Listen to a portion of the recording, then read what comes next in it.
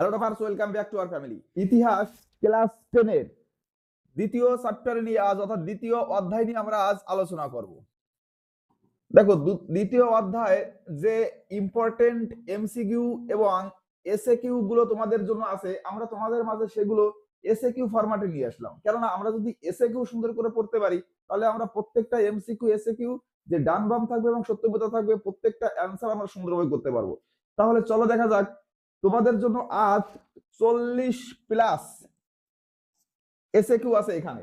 এই প্রশ্নগুলো তাড়াতাড়ি দেখে নাও এবং চুপি চুপি মুখস্থ করে নাও, কেননা পরীক্ষা এই প্রশ্নগুলো আসতে চলছে। দেখো, প্রথম যে প্রশ্নটা আছে দ্বিতীয় অধ্যায়, আমাদের নাম কি? সংস্কার, বৈশিষ্ট্য, পর্যালোচনা। দেখো, প্রথম প্রশ্ন, দিগদর্শন পত্রিকাটি কবে কোথা থেকে প্রকাশিত হয়? 1818 খ্রিস্টাব্দে রামপুর ব্যাপটিস্ট মিশন থেকে। 2 নম্বর প্রশ্ন যদি আমরা দেখি, দিগদর্শন পত্রিকাটি কার সম্পাদিত? মার্শম্যান। সমাচার দর্পণ কে প্রকাশ করেন? মার্শম্যান। 4 নম্বর প্রশ্নে আমাদের আছে, বেঙ্গল গ্যাজেট সংবাদ পত্রিকার সম্পাদিত কার? গঙ্গা কিশোর ভট্টাচার্য। খুবই গুরুত্বপূর্ণ প্রশ্ন। কে কবে সংবাদ কৌমুদী প্রকাশ করেন? রামমোহন রায় 1821 খ্রিস্টাব্দে। সমাচার চন্দ্রিকা কে কবে প্রকাশ করেন? ভবানীচরণ বন্দ্যোপাধ্যায় 1822 খ্রিস্টাব্দে।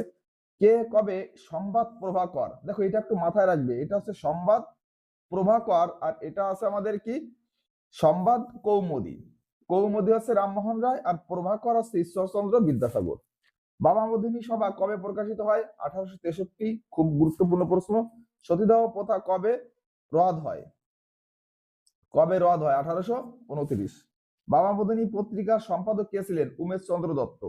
দেখো, এই যে প্রশ্নগুলো আছে 10টা প্রশ্ন, আশা করি মুখস্থ করতে তোমার বেশি সময় লাগবে না, খুব তাড়াতাড়ি মুখস্থ করে নাও এবং চলে যাও পরের স্লাইডে। দেখো, পরবর্তীতে তোমাদের জন্য এখানে আছে, বিধবা বিবাহ প্রবর্তন আইন কবে প্রকাশিত হয়? 1856। অর্থাৎ আমরা এই আইনগুলো সবাই জানি। দেখো, দেখা যাচ্ছে কি যে এরা কিন্তু ব্রিটিশরা এসে এই আইনগুলো প্রবর্তন করেন বা এই আইনগুলো বন্ধ করেন। অর্থাৎ একটা সময় কিন্তু এই যে সতীদাহ প্রথা, বিধবা বিবাহ, অর্থাৎ বিধবাদের পুনরায় বিবাহ দেওয়া যাবে, এই নিয়মগুলো কিন্তু তৎকালীন সমাজের যারা শাসক সম্প্রদায় ছিল বা তথাকথিত যারা তৎকালীন সময় যারা সমাজের মাথা ছিল, তারা কিন্তু এই আইনের বিপক্ষে ছিল। অর্থাৎ তারা চেয়েছিল না যে সতীদাহ প্রথা বন্ধ হোক এবং বিধবারা আবার বিবাহ করতে পারুক। তো দেখো, আমাদের এই আইনগুলো পরবর্তীতে রদ হয়, যার ফলে কিন্তু নারীরা দিনে দিনে আস্তে আস্তে এখন 2025-এ এসে কিন্তু তার আপন মহিমা বা তার প্রতিভা আমাদের সামনে ছড়িয়ে দিতে পারছে। দেখো, বামা শব্দের অর্থ কি? সমগ্র নারী জাতি। বামাবোধিনী পত্রিকার একজন বিশিষ্ট লেখিকার নাম কি? মান কুমারী বসু। কে? মান কুমারী বসু। দেখো, কত খ্রিস্টাব্দে হিন্দু পেট্রিয়ট পত্রিকার আবির্ভাব ঘটে? 1863 খ্রিস্টাব্দে। হিন্দু পেট্রিয়ট পত্রিকার সম্পাদক কে? হরিশ্চন্দ্র মুখোপাধ্যায়। এটা খুব সুন্দর করে পড়বে। ইন্ডিপেন্ডেন্ট ইন্ডিপেন্ডেন্ট পত্রিকা প্রকাশকালে ভারতের বড়লাট কে ছিলেন? ডালহৌসি ছিলেন। কে ছিলেন? ডালহৌসি। সাঁওতাল বিদ্রোহ কবে হয়? 1855। দেখো, এখানে আমাদের অনেক এমসিকিউ আছে এই অধ্যায়টায়, আমরা পরপর মনে রাখবো এমসিকিউ গুলো। নীল বিদ্রোহ কবে শুরু হয়? 1858। নীল কমিশন কবে গঠিত হয়? 1860। সিপাহী বিদ্রোহ কবে শুরু হয়? 1857। প্রথম পেশার নকশা কবে প্রকাশিত হয়? 1862। এই যে এমসিকিউ গুলো, এখান থেকে কিন্তু একটা পরীক্ষায় অবশ্যই থাকবে এই কয়টা সালের ভিতরে। দেখো, সাঁওতাল বিদ্রোহটাও কিন্তু এবছর পরীক্ষায় আমাদের 4 নম্বরের জন্য খুবই গুরুত্বপূর্ণ। সাঁওতাল বিদ্রোহ সম্পর্কে আমরা মোটামুটি সবাই জানি। এই প্রশ্নটা খুব সুন্দর করে দেখবো, পরীক্ষায় এই প্রশ্ন আসতে পারে। দেখো, আমাদের কত নম্বর কমপ্লিট করলাম আমরা? 21 নম্বর কমপ্লিট করলাম। এই 21টা এমসিকিউ পড়তে, অর্থাৎ সরি এসএকিউ পড়তে তোমার কত সময় লাগলো তুমি অবশ্যই জানাবে। দেখো, এখানে 21 নম্বরে আছে, হুতুম পেঁচার নকশা কে প্রকাশ করেন? কালী প্রসন্ন সিংহ। কবে নীল দর্পণ নাটক প্রকাশিত হয়? 1860। খুবই গুরুত্বপূর্ণ এমসিকিউ। দেখো, এমসিকিউ তো কোনো কমন হয় না, সেক্ষেত্রে আমাদের প্রত্যেকটা এমসিকিউ সুন্দর করে পড়তে হবে, অর্থাৎ এসিকিউ সুন্দর করে পড়তে হবে। কারণ কি, এর সাথে সম্পর্কযুক্ত প্রত্যেকটা সত্য মিথ্যা ডান বাম এবং এমসিকিউ কিন্তু আমাদের প্রায় 36 মার্ক, সরি প্রায় না 36 মার্ক নির্ভর করছে এর উপরে।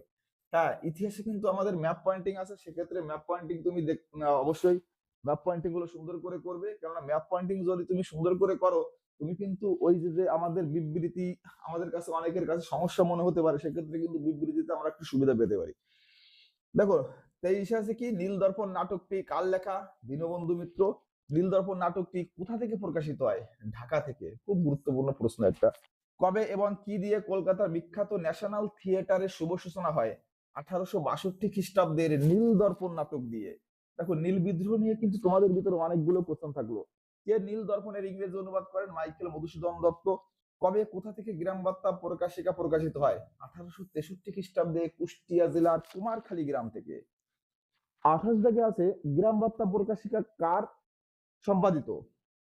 এটা হবে কাঙাল হরিনাথের। এখানে একটু ভুল আছে, কাঙাল হরিনাথ। পাবনায় কৃষক বিদ্রোহ কবে হয়? 1872 খ্রিস্টাব্দে।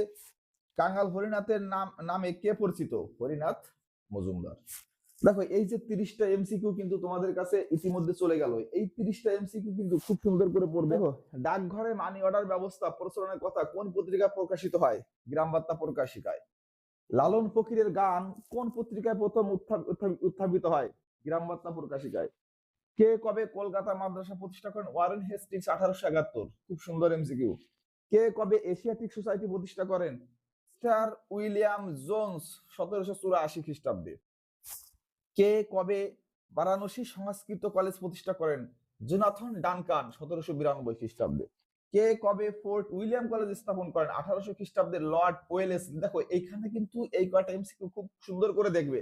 আগেরবার সালগুলো বলেছিলাম, এবার তোমাকে এই যে কে কোন পত্রিকা এবং কে কোন সোসাইটি স্থাপন করে এই জায়গাটা কিন্তু পরীক্ষার জন্য খুবই ইম্পর্টেন্ট। তুমি অবশ্যই খুব সুন্দর করে মাথায় রাখবে। কমিটি অফ পাবলিক ইনস্ট্রাকশন এর সভাপতি কে নিযুক্ত হন? টমাস ব্যাবিংটন মেকলে মিনিট 2 নম্বরের খুব গুরুত্বপূর্ণ প্রশ্ন পরীক্ষার ক্ষেত্রে। কে কবে মেকলে মিনিট পেশ করেন? 1835 খ্রিস্টাব্দে 2 ফেব্রুয়ারি কে? মেকলে। মেকলে কে ছিল সেটা পরীক্ষা আসতে পারে। আমরা জানি একজন গরিব ব্যবসায়ী ছিল, অর্থাৎ তিনি আমাদের শিক্ষা ব্যবস্থা নিয়ে ভারতের জন্য কি করেছেন? কাজ করেছে বলে। চুইয়ে পড়া নীতি বা ফিল্টারেশন থিওরি এটাও আসতে পারে পরীক্ষায়। কার? মেকলের। কারা কবে শ্রীরামপুর ব্যাপটিস্ট মিশন প্রতিষ্ঠা করেন? মার্শম্যান ওয়ার্ড ও উইলিয়াম কেরি 1800 খ্রিস্টাব্দে। মার্শম্যান ওয়ার্ড ও উইলিয়াম কেরি। এই প্রশ্নটা আমাদের কিন্তু 2 নম্বরে শ্রীরামপুত্রই নামে কারা পরিচিত? পরীক্ষায় সেভাবেও আসতে পারে। তো দেখো এই যে ইম্পর্টেন্ট 40টা এমসিকিউ তোমাদের জন্য এখানে রাখা হলো। তুমি তাড়াতাড়ি করে এই 40টা এমসিকিউ মুখস্থ করো। অর্থাৎ এই দ্বিতীয় অধ্যায় দুটো পার্টে ভিডিও থাকবে তোমাদের জন্য। এটা ছিল পার্ট 1। পার্ট 2 ভিডিও নিয়ে চলে আসছি খুবই তাড়াতাড়ি। তার ভিতরে তুমি এটা কমপ্লিট করো। হ্যাঁ, আমরা কথা দিয়েছিলাম 30-20 দিনের ভিতরে সম্পূর্ণ এমসিকিউ এসএকিউ অর্থাৎ এসএকিউ গুলো আমরা সম্পূর্ণ শেষ করব। হ্যাঁ, আমরা তাড়াতাড়ি এই পুরো ভিডিও আনতে চলেছি এবং সম্পূর্ণ ক্লাসগুলো তোমাদের মাঝে খুব তাড়াতাড়ি শেষ করতে চলছি। তুমি ক্লাসগুলো ভালো করে পড়ো, তাহলে তুমি এইখান থেকে সম্পূর্ণ 36 মার্ক কমন পাবে। Thank you.